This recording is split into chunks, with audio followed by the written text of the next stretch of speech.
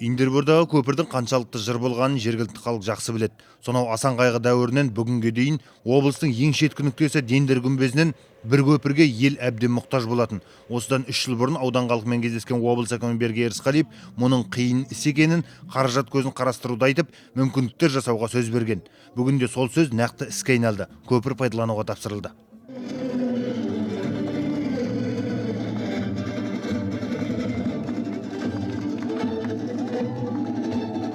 Бүгін ендіріктер үлкен қуанышқа бөленген күн. Әрі бірнеше объекттер қатарынан іске қосылғалы тұр. Ардақты ағайын, өздеріңіз асқа күткен, қос құрықты қосатын Ендір жеріндегі алғашқы көпірдің ашылуымен құттықтаймын.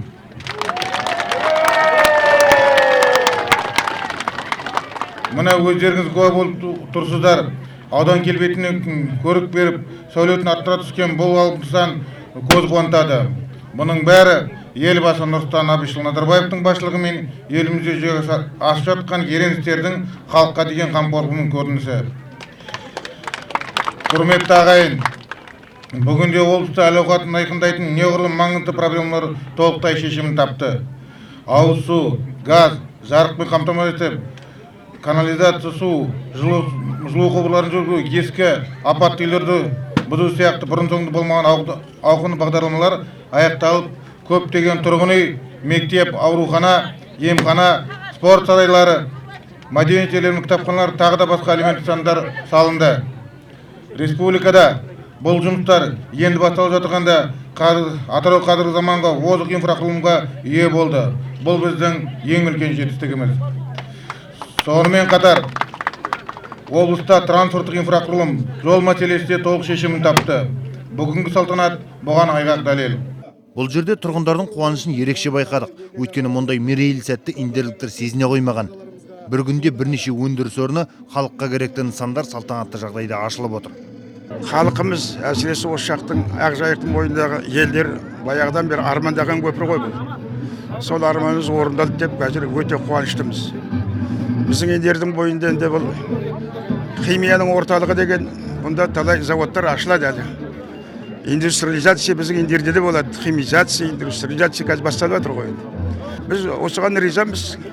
Осындай қуаныш үстінде бұған дейін жұртшылық айтып жүрген ұсыныс та айтылмай қалмады. Берге Сөйлебайұлының 4 жылға жақын уақыт осы облыс тізгінін қолына алып, мына осы табанды өзінің еңбегінің арқасында бітіп жатқан үлкен істерге байланысты осы біздегі Сатыбалдиев, Алиев көшесіне Берге Рысқалиевтің атын беру жөнінде халық қалауынан халыққа деп ұсыныс жасаған. Мен енді сөйлетемін, үлкен кісенді, жас үлкен, айтқан сөз қысқартайық осында, доғарайық. Оған мен көтермейтін болады, жақсы ма? Бірден мәселе айтып, халыққа еңбек ету, әр әкімнің ісі. Әрине, үлкен жұмыс атқарды, бүгінге дейін келген командаларында депутаттар бар, бәріміз қаражаттар көп тапқан болармыз. Оны бұлдай тиісті керек, халыққа еңбек ету, әр әкімнің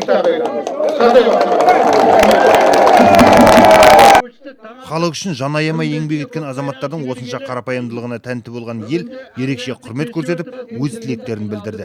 Бұдан әрі Индербор кентіндегі ескі және жаңа су тазарту қондырғылары кәріз станциясын барып көрген облыс басшысы Шоқан Уәлиханов атындағы мектептің жаңа ғимаратының тұсауын кесті. Қазіргі заман үлгісімен жабдықталған бұл ғимарат құрылысы 2006 жыл басталып, 2 жылда бітуі тиіс еді. Республикалық бюджеттен бөлінген қаражаттың уақытында түспеуі және жабдықтар құнының қымбатсып кетуі салдарынан 700 миллион теңгеге биыл толық аяқталып отыр. 624 орындық ғимарат іші білім берудің соңғы үлгідегі жетістіктерімен жабдықталған. Назарбек Қошиев, Талғат Қуанышев, Асхат Жанғалиев, Индер ауданынан.